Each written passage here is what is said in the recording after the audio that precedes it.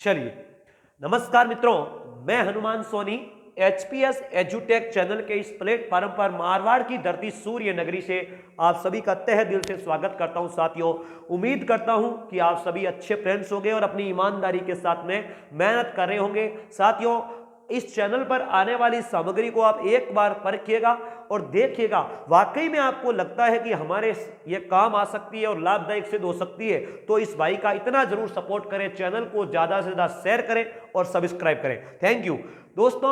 हम Indian history पढ़ रहे थे। इंडियन हिस्ट्री में शायद आपको पता होगा, सिंधु घाटी सभ्यता खत्म हो चुकी। अब जो है आज अपन वैदिक पीरियड शुरू करेंगे। देखिएगा, आइए वैदिक काल जो है अपन साथियों शुरू कर रहे हैं। चैनल को ज्यादा से ज्यादा दोस्तों शेयर करें, सब्सक्राइब करें। चलिए, अब देखो वैदिक काल, ईमानदारी के साथ पढ़िएगा साथियों। मैंने आपसे वादा किया था कि ऑफलाइन जैसा वातावरण मैं अवेलेबल करवाऊंगा। आप सभी एक्सपीरियंस वाले स्टूडेंट्स हैं, ऑफलाइन में जा चुके होंगे, देख रहे होंगे आपको क्या मिल रहा है क्या नहीं। चलिए, वैदिक काल पढ़ते हैं साथियों। आज शुरुआत करते हैं भगवान श्री गणेश का नाम लेकर। काल क्रम रहा है 1500 ईसा पूर्व से 600 ईसा पूर्व तक का काल है। समझ में आ गई बात आपको दोस्तों? सुनिएगा, मैंने आपको जब इतिहास पढ़ाया था तो यहां पर दोस्तों प्राग ऐतिहासिक, आद्य ऐतिहासिक काल लिखवाया था। आद्य ऐतिहासिक काल में आपको यह पढ़वाया था सिंधु घाटी सभ्यता और वैदिक सभ्यता। सिंधु घाटी सभ्यता हमारा चैप्टर खत्म हो गया। हम पढ़ रहे हैं आद्य ऐतिहासिक सभ्यता, आद्य ऐतिहासिक काल, जिसमें वैदिक सभ्यता पढ़ रहे हैं भाइयों। वैदिक सभ्यता को भी दो भागों में बांटा गया है। सुनिएगा ध्यान से साथियों। देखो, यह वैदिक सभ्यता जो है साथियों, इसको वेदों के आधार पर इसको वैदिक काल कहते हैं। तो दो भागों में बंटी हुई थी, एक ऋग्वैदिक काल और एक जो है उत्तर वैदिक काल। ऋग्वैदिक काल जो था साथियों 1500 ईसा पूर्व से 600 ईसा 1500 ईसा पूर्व से 1000 ईसा पूर्व माना जाता है। और थोड़ा कॉमन सेंस रखे साथियों, जल्दबाजी में मान लो कोई चैप्टर कोई शब्द गलत भी निकल भी जाए, क्योंकि सारे दिन ऑफलाइन में भी हर सब्जेक्ट की प्रिपरेशन होती है। तो क्या है, ये वीडियो जो है एक निश्चित सीमाओं में बंद कर तैयार करते हैं। तो बाई चांस मान लो कोई शब्द आ जाए तो थोड़ा कॉमन सेंस रखें।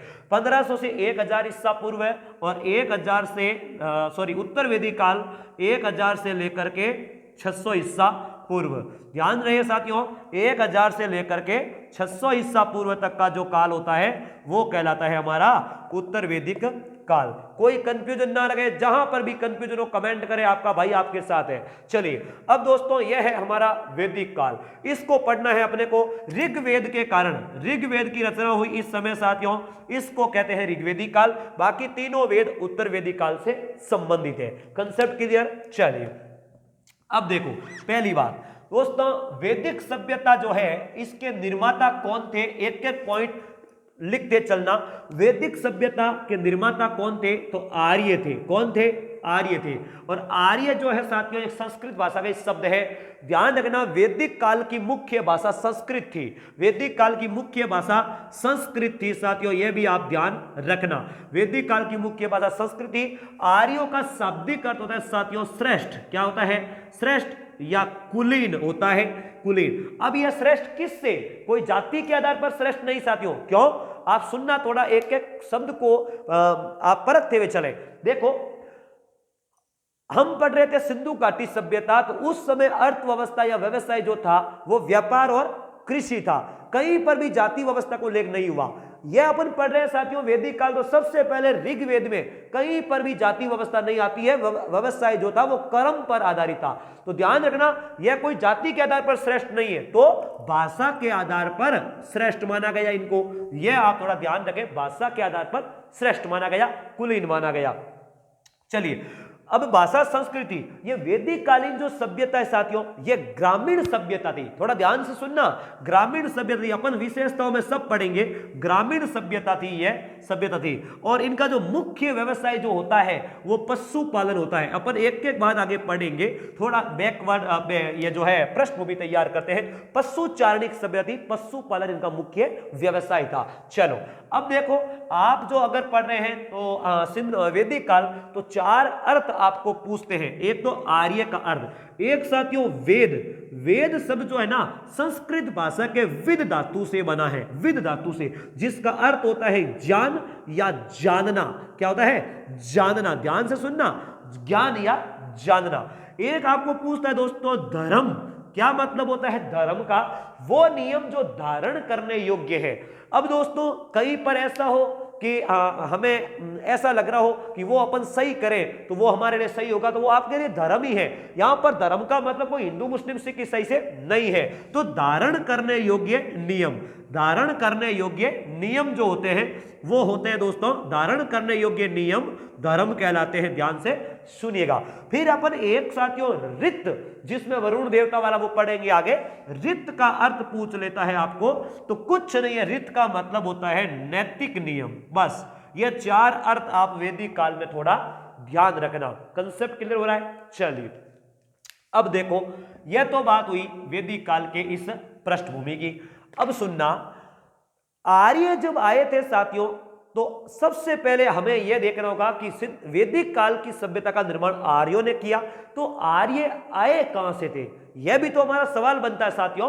तो ध्यान रखना, आर्यों का आगमन, आर्यों का आगमन कहां से हुआ, यह अलग अलग विद्वान अलग अलग बताते हैं। तो पहला जो है ना साथियों, सबसे पहले ध्यान रखना, हमारे भारत के आर्य समाज के संस्थापक स्वामी दयानंद सरस्वती वो क्या बताते हैं। दयानंद सरस्वती कहते हैं, ये आर्य आए कहां से थे, तो दयानंद सरस्वती कहते हैं दोस्तों, उनका एक ग्रंथ है सत्यार्थ प्रकाश ग्रंथ। ध्यान से सुनना, सत्यार्थ प्रकाश ग्रंथ में वो बताते हैं कि आर्य कहां से आए थे, तिब्बत से आए थे, तिब्बत से। ध्यान से सुनना भाइयों, सत्यार्थ प्रकाश ग्रंथ किस, एक एक लाइन में आप सवाल कंसेप्ट क्लियर करें। दयानंद सरस्वती, विरजानंद इनके गुरु थे, तो दयानंद सरस्वती का ग्रंथ है सत्यार्थ प्रकाश, तिब्बत से बताते हैं आर्यों का आगमन। Concept clear? चलो दूसरा है दोस्तों, वही व्यक्ति जो कहते हैं कि स्वराज्य मेरा जन्मसिद्ध अधिकार है, मैं इसे लेकर रहूंगा। तो आप भी ऐसे बनाओ कि सफलता पाना मेरा एक वादा है, मेरा एक सपना है, और मैं इसे प्राप्त करके ही रहूंगा। वो आप अपने आप से दोस्तों वादा करें, क्योंकि कुछ लोग कहते हैं मुझे मोटिवेशन चाहिए, मुझे मोटिवेशन के लिए वीडियो चाहिए। अरे साथियों, जब सपना खुली आंखों से देखा है तो दूसरे की मोटिवेशन की कहां जरूरत है आपको। अपने अंदर की भावनाओं को जगाइए, अपने दिमाग को जवाब दीजिए कि हमें वो प्राप्त करना है, ऑटोमेटिक मोटिवेशन आएगा साथियों, कोई दिया हुआ मोटिवेशन नहीं होता। ध्यान से सुनना। तो देखो दूसरे हैं बाल गंगाधर तिलक, जिन्होंने कहा था कि स्वराज्य मेरा जन्मसिद्ध अधिकार है। तो इन्होंने कहां बताया भाइयों, इन्होंने एक पुस्तक लिखी बाल गंगाधर तिलक ने, उस पुस्तक का नाम था the Arctic Aryans home, Arctic Aryans home पुस्तक लिखी भाइयों। इस पुस्तक में इन्होंने बताया उत्तरी ध्रुव क्षेत्र बताया, उत्तरी ध्रुव को अपन आर्कटिक क्षेत्र कहते हैं, आर्कटिक क्षेत्र कहते हैं। तो थोड़ा ध्यान रखें, यह क्षेत्र बताया था साथियों हमारे भैया इन्होंने बाल गंगाधर तिलक ने। ठीक है, चलो अब अगला देख लेते हैं अपन। मुझे पता है वीडियो बड़ा बन जाता है, लेकिन कोई फर्क नहीं पड़ेगा। तीसरा साथियों देखो, अवनीश चंद्र जो है ना, अवनीश चंद्र बताते हैं सप्त सैंधव क्षेत्र को, सप्त सैंधव क्षेत्र कौन सा है वो भी मैं आपके सामने रखूंगा। देखो सप्त सैंधव क्षेत्र, सप्त का मतलब 7, सैंधव का मतलब सिंधु नदी के आसपास की नदियों वाला क्षेत्र। तो 7 नदियों का क्षेत्र है, कौन कौन सी, एक एक निगना। सिंधु नदी 1, सरस्वती नदी 2, झेलम चिनाब व्यास 5 हुई, रावी और सतलज हुई ना 7। इन 7 नदियों के क्षेत्र को सप्त सैंधव क्षेत्र कहते थे। तो अवनीश चंद्र ने इनको बताया।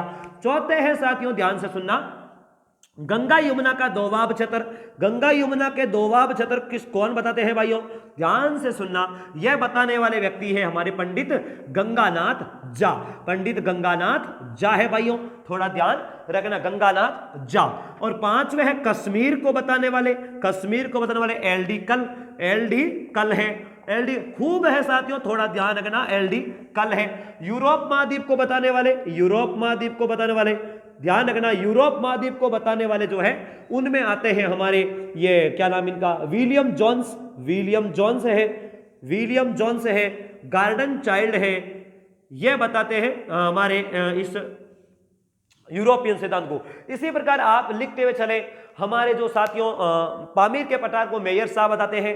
मध्य देश का मतलब हिमालय पर्वत से लेकर विंध्याचल पर्वत के बीच की जगह जो है उसको मध्य देश कहते हैं। पंडित रामचंद्र बली पांडेय ने उस क्षेत्र को बताया। इतने शब्द आप लिखते हुए चले। दोस्तों जर्मनी को बताते हैं पेंका हल्ट, नेहरिंग ने रूस को बताया। लिखवाना चाहिए 50 लिखवा दे साथियों, बस थोड़ा आप इंपॉर्टेंट देखें। अब देखो सबसे इंपॉर्टेंट किसको माना है वो देखना है अपने को। तो देखो सबसे इंपॉर्टेंट माना है मध्य एशिया को माना है। यह क्षेत्र जो है ना आर्यों के आगमन का सबसे महत्वपूर्ण माना है साथियों। क्यों भाई? और ये पहली बात माना किसने? तो मैक्स मुलर ने माना। थोड़ा ध्यान रखना, मैक्स मुलर ने मध्य एशिया को मुख्य माना।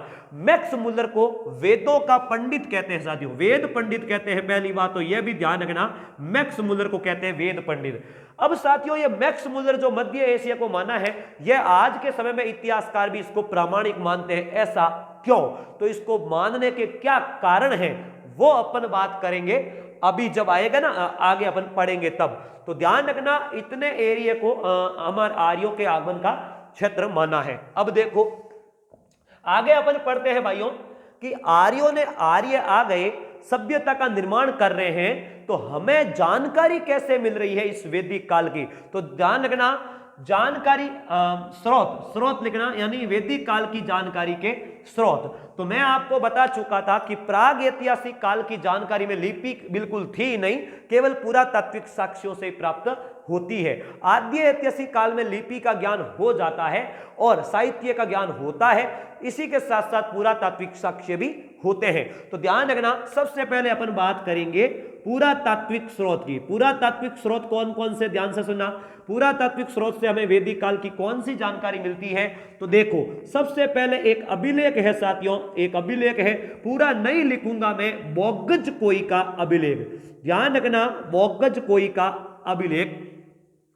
अब सुनना, यह जो मैंने मध्य एशिया अभी बताया ना दोस्तों, मैक्स मुलर वाला, यह मध्य एशिया क्षेत्र है कहां का?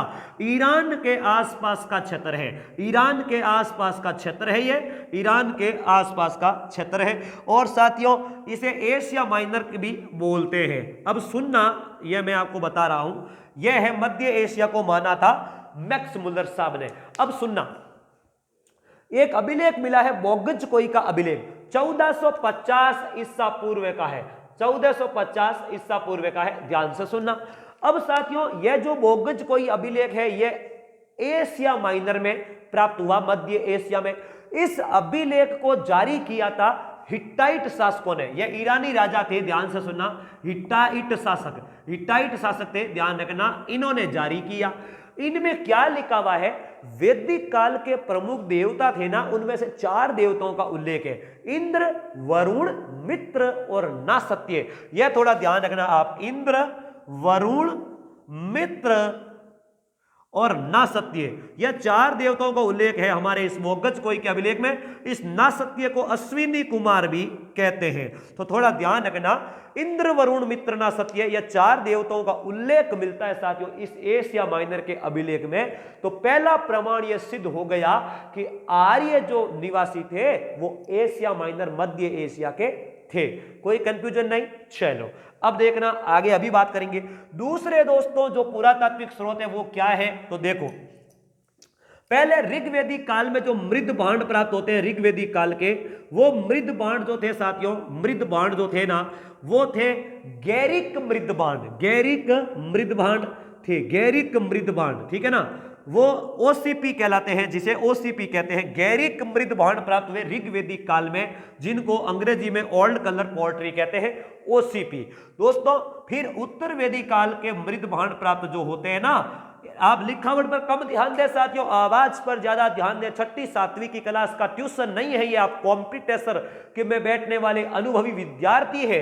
तो उत्तर वैदिक काल में जो मृद बाण आए उनको कहते हैं चित्रित धूसर मृद बाण। चित्रित धूसर मृद बाण, ध्यान रखना साथियों, चित्रित धूसर मृद बाण। यह कहां से, इनको क्या कहते हैं? PG W. सुनिएगा, सिंधु घाटी सभ्यता में लाल काले रंग के मृदबाण मिलते हैं। उत्तर हड़प्पा काल में आपको पता हो तो मैंने बताया था भगवानपुरा हरियाणा से चित्रित धूसर मृदबाण एकमात्र स्थल है, वहां से मिले। फिर ऋग्वेदिक काल में गैरिक मृदबाण गेरुवे रंग के मृदबाण आए। फिर साथियों उत्तर वैदिक काल में पीजीडब्ल्यू चित्रित धूसर मृदबाण आ गए। तो यह तो थे पुरातात्विक स्रोत, कोई कंफ्यूजन नहीं। चलो, अब पुरातात्विक स्रोतों से हमें जानकारी प्राप्त होती है। चलिएगा, अब देखते हैं साहित्यिक स्रोत। वो कौन से हैं साथियों? साहित्यिक स्रोत देख लेते हैं अभी साहित्यिक स्रोत के बारे में। साहित्यिक स्रोत क्या है? साहित्यिक स्रोत, हम साहित्यिक स्रोत में दोस्तों संपूर्ण वैदिक साहित्य का अध्ययन करेंगे। तो वैदिक साहित्य में आप एक एक जानकारी लिख लेना।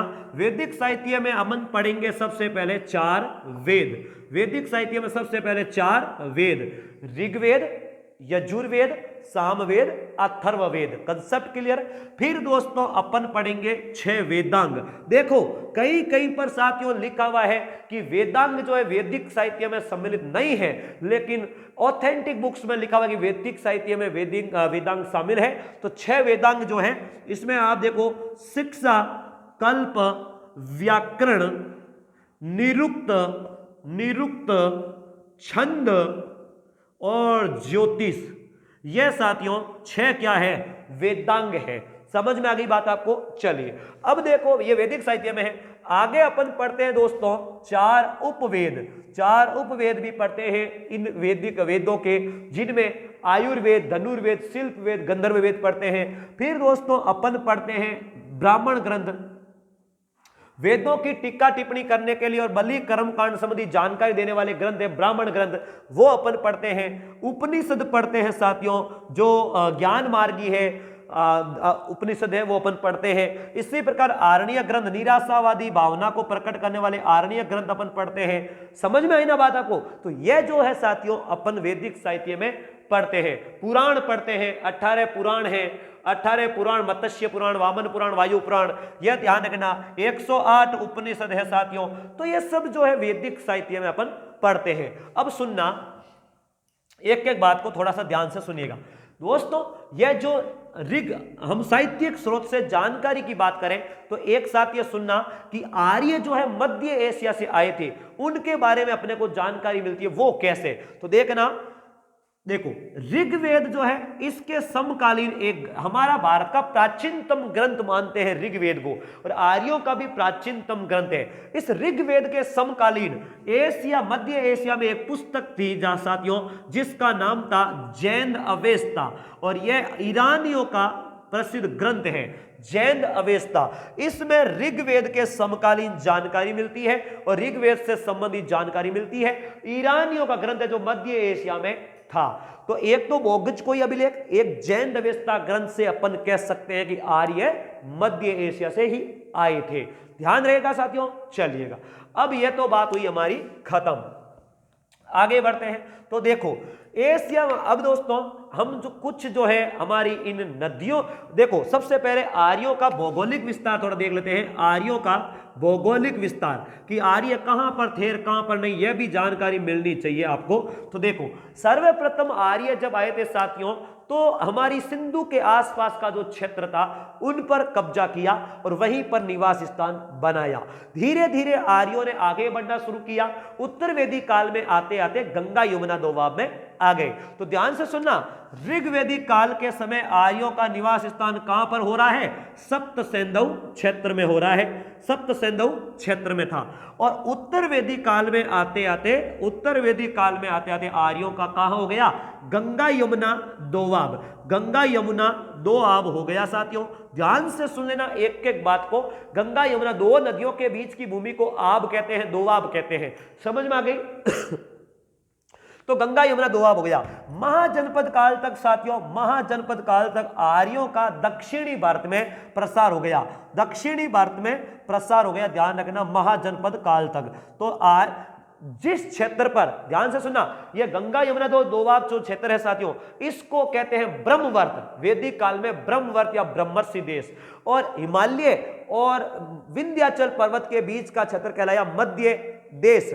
और साथियों जहां पर आर्यों ने कब्जा किया उस क्षेत्र को कहते हैं आर्या वर्थ। कंसेप्ट क्लियर हो गया। चलिए, तो ये थे हमारे आर्यों का भौगोलिक विस्तार। अब देखो साथियों, थोड़ा एक जानकारी मैं आपके सामने रख रहा हूं, फिर हम आगे बढ़ जाएंगे। देखो वेद है चार वेद है, आपको दिख रही होगा, मैं पूरा नहीं लिख रहा हूं। ऋग्वेद, यजुर्वेद, सामवेद और अथर्ववेद, ये 4 वेद थे। समझ रहे हैं, आगे नहीं बात करेंगे।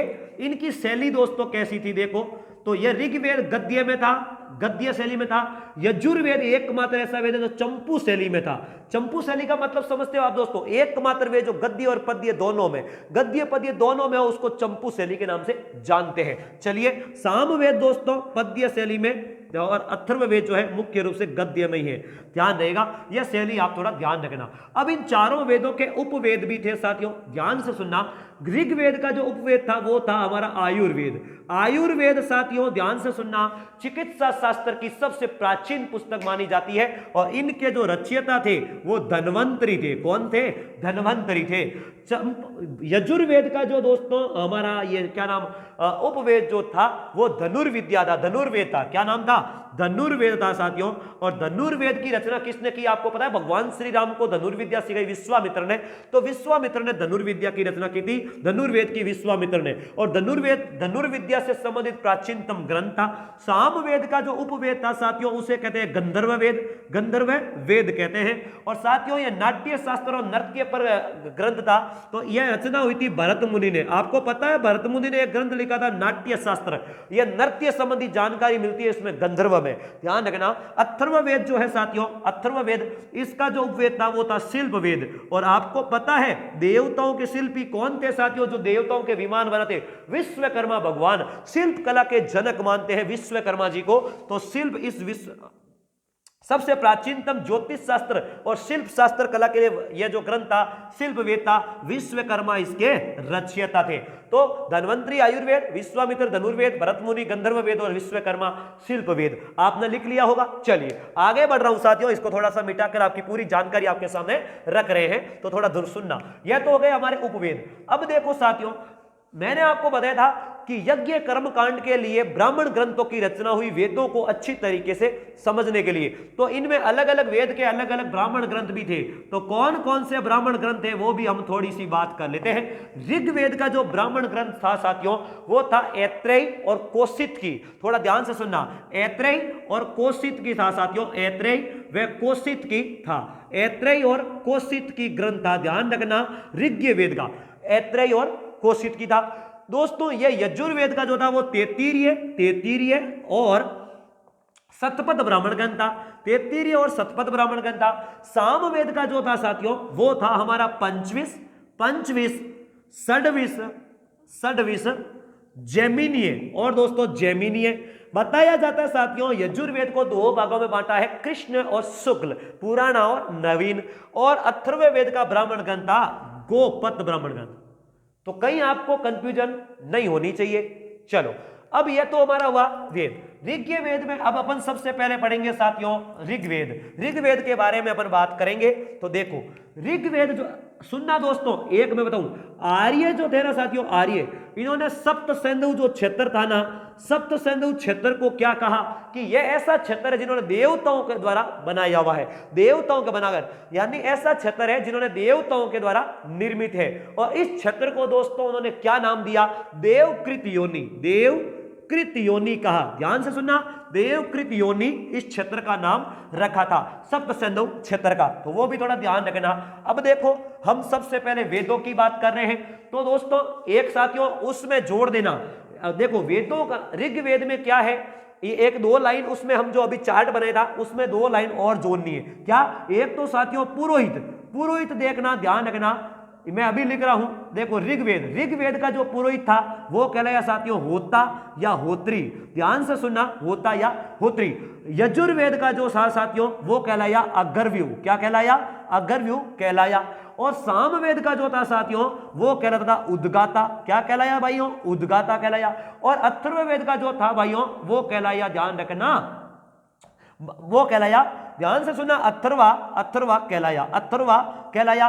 दोस्तों इसके दृष्टा दो थे, एक तो अथर्वा और एक अंगिरस, इसलिए अथर्ववेद के दो उपनाम भी है। एक तो है साथियों ब्रह्मवेद, ब्रह्मवेद ध्यान रखना, और एक है अथर्वा अंगिरस वेद, अथर्वा अंगिरस वेद भी इसको कहते हैं। यह भी थोड़ा नाम आप जरूर याद रखना भाइयों। चलिए अब देखो इनमें आपको कुछ जानकारी पूछ ले तो देखो साथियों, ऋग्वेद में क्या है, देवताओं की स्तुति में गाए जाने वाले मंत्र, यजुर्वेद में यज्ञ व कर्म कांड में प्रयोग करने वाले मंत्र, सामवेद में गायन शैली से संबंधित मंत्र है, और अथर्ववेद में जादू टूना टोटका अंधविश्वास प्रथाओं से संबंधित जो है वो इसमें शामिल किया गया। कोई कंफ्यूजन नहीं, चारों वेदों का ज्ञाता जो होता वो दोस्तों ब्रह्म कहलाता, तीन वेदों का ज्ञाता त्रिवेदी, जैसे आर्यों का निवास स्थान मुल्तान देवी का जो है उसको एस त्रिवेदी ने बताया था, दो वेदों का ज्ञाता दुबे कहलाता है, यह भी थोड़ा ध्यान रखना साथियों। चलिए अब देखो प्रथम तीन वेदों को कहते हैं दोस्तों हम वेद त्रयी, और इसमें साथियों उपनिषदों को शामिल करते हैं तो प्रस्थान त्रयी बन जाता है, थोड़ा ध्यान रखना साथियों। उपनिषदों को छोड़कर जो भी वैदिक साहित्य है उनको कहते हैं संहिता, जब इसमें उपनिषद शामिल करते हैं तो बन जाता है श्रुति साहित्य, वो भी थोड़ा ध्यान रखना। उपनिषदों को वेदांत कहते हैं क्योंकि सबसे अंत में इन्हीं की रचना हुई थी, यह भी आप ध्यान रखना, हम एक एक बात करेंगे इसके आगे साथियों, ये ध्यान रखना आप। चलिए अब देखो मैं आपको बताऊं, हम पढ़ रहे हैं साथियों ऋग्वेद, ऋग्वेद शुरुआत करते हैं भगवान का नाम लेकर, आप थोड़ा ध्यान रखना साथियों, वैदिक काल बहुत बड़ा है इसलिए इंपॉर्टेंट जानकारी आपके सामने रख रहा हूं। ऋग्वेद जो है इसमें साथियों 10 तो क्या है मंडल है, 1028 क्या है सूक्त है भाइयों, सूक्त है, और बाकी जानकारी मैं वहां पर देती हूं, देवताओं की स्तुति में गाए जाने वाले मंत्र, और इनका पुरोहित जो था वो होत्री या होता कहता था। देखो इसमें ये सूक्त का मतलब मंत्र है साथियों, ध्यान रखना, ये मंडल का मतलब अध्याय है, इसके अध्याय है, यह भी ध्यान रखना। अब साथियों इसमें जो रचनाएं हैं वो कहीं पर आपको 10,462 मिल सकती है, कहीं पर आपको 10,500 मिल सकती है, कहीं पर आपको 10,600 मिल सकती है, तो आप कंफ्यूजन नहीं हो, लगभग 10,462 रचनाएं थी इसमें, यह थोड़ा ध्यान रखना आप इसका, ठीक है भाइयों। देवताओं की स्तुति में गाए जाने वाले प्रमुख मंत्र है, आपको पता है हम आज गायत्री मंत्र यूज करते हैं तो वो भी ऋग्वेद से ही उठाया है। चलिए अब देखो हम ऋग्वेद के 10 मंडलों की बात करते हैं दोस्तों। ऋग्वेद में दूसरे मंडल से लेकर 7वां मंडल तक जो है, दूसरे मंडल से लेकर 7वें मंडल तक जो है, 2 3 4 से लेकर 2 से लेकर 7 तक वो कहलाते हैं वंश मंडल। क्या कहलाते हैं? वंश मंडल कहलाते हैं। प्रथम और अंतिम पहला और 10वां मंडल दोस्तों बाद में जोड़ा गया, इनको कहते हैं सेपक मंडल। सेपक मंडल कहते हैं, ध्यान रखना साथियों, सेपक मंडल कहते हैं। और यह उत्तर वैदिक काल का है, उत्तर वैदिक कालीन है क्योंकि ये बाद में जोड़े गए थे, पहला और 10वां मंडल। और इन दोनों मंडल दोस्तों ध्यान से सुना, पहला मंडल व 8वां मंडल, ये 2 मंडल है, ये पहला और 10वां है, लेकिन मैं यहां पर पहला और 8वां लिख रहा हूं। इन मंडलों में दोस्तों इन पहले और 8वें केवल 2 की रचना की थी कण्व व अंगिरा परिवार के ऋषियों ने। कण्व व अंगिरा परिवार के ऋषियों ने इनकी रचना की थी, कण्व व अंगिरा परिवार के ऋषियों ने इसकी रचना की थी, वो भी आप थोड़ा ध्यान रखिएगा भाइयों। चलिए अब देखो ऋग्वेद का दूसरा मंडल जो है ना, उसकी रचना की थी गृहस्थसमद ने। किसने की थी? गृहस्थसमद ऋषि ने की थी। दोस्तों वेद जो है ना, ध्यान रखना, वेदों की रचना ऋषि मुनियों ने की है जरूर, लेकिन इनको श्रवण परंपरा में लंबे समय तक सुरक्षित रखा, इसलिए श्रुति कहा गया। वेदों की जो रचना किसी एक पुरुष ने नहीं की, इसलिए इसे अपौरुष ही कहते हैं। वेदों को ही अपन नित्य के नाम से जानते हैं। वेदों में अब ऋग्वेद का दूसरा मंडल गृहस्थसमद ने लिखा, तीसरा मंडल जो है दोस्तों विश्वामित्र के द्वारा लिखा गया, यह ध्यान रखना। तो हमारे भारत में जो गायत्री मंत्र है वो ऋग्वेद के तीसरे मंडल से लिया गया, और यह गायत्री मंत्र सूर्य व सावित्री देवता को समर्पित था। चलिए चौथा मंडल दोस्तों जो है वो वामदेव के द्वारा लिखा गया है, वामदेव ऋषि के द्वारा लिखा गया। आ गई बिजली भगवान की कृपा से। पांचवा मंडल दोस्तों अत्रि मुनि के द्वारा लिखा गया। ये वही अत्रि मुनि है जिनकी पत्नी हुई थी सती अनसुईया। भगवान ब्रह्मा विष्णु वेश को दोस्तों 6 महीनों के बच्चे बना दिए थे अपनी सती प्रथा के, अपनी सत्यवान धर्म के कारण, पतिव्रत धर्म के कारण। वो ध्यान रखना, ये भगवान श्री राम के समय की बात है। चलिए अब देखिए दोस्तों छठे जो गुरु है वो भारद्वाज ऋषि है। कौन से ऋषि है? भारद्वाज ऋषि। हम आपको पता है तो रामायण जब देखते हैं तो सब इन ऋषियों के नाम सुनते हैं, तो हमारे मन में ये बात आती है कि ये शायद उसी समय का काल रहा होगा। चलिए अब दोस्तों देखो 7वें जो हमारे पुरोहित हुए, ये ऋषि 7वां मंडल जो है इसकी रचना की थी वशिष्ठ ने। ध्यान से सुनना, पहले की और 8वें की अंगिरा व कण्व परिवार के ऋषियों ने की, दूसरे की ग्रह समझ ने की, तीसरे की विश्वामित्र गायत्री मंत्र का उल्लेख है, सूर्य व सावित्री देवता एक ही चीज समर्पित है गायत्री मंत्र, चौथा मंडल वामदेव का, पांचवा मंडल अत्रि मुनि का, छठवां मंडल भारद्वाज का, सातवां मंडल वशिष्ठ का। अब दोस्तों यहां से अपन थोड़ा सा उठाएंगे, आठवां मंडल वही कण्व व अंगिरा परिवार के ऋषि और 10वां मंडल उत्तर वेदिक काल का है ही है। चलिए अब देखो यहां से अपन थोड़ी सी बात उठाते हैं, फिर खत्म करते हैं आज हमारे इस चैप्टर को। देखो 2 मंडल आप जरूर याद रखें दोस्तों, एक तो है 7वां मंडल और एक है 9वां मंडल।